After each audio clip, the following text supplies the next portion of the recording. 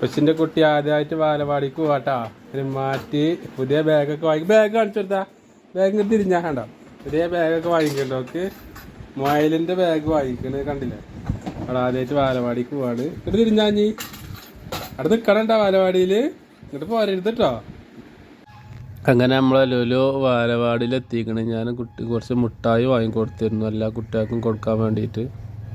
ആദ്യത്തെ ഫസ്റ്റിൽ ബാലവാടിക്ക് പോവല്ലേ, അപ്പോൾ ഒരു സന്തോഷത്തിന് വേണ്ടിയിട്ട് കുട്ടികൾക്കൊക്കെ ഒരു മുട്ടായി ബാഗ് വാങ്ങിക്കൊടുത്തിരുന്നു ഞാൻ അവളെ കയ്യിൽ.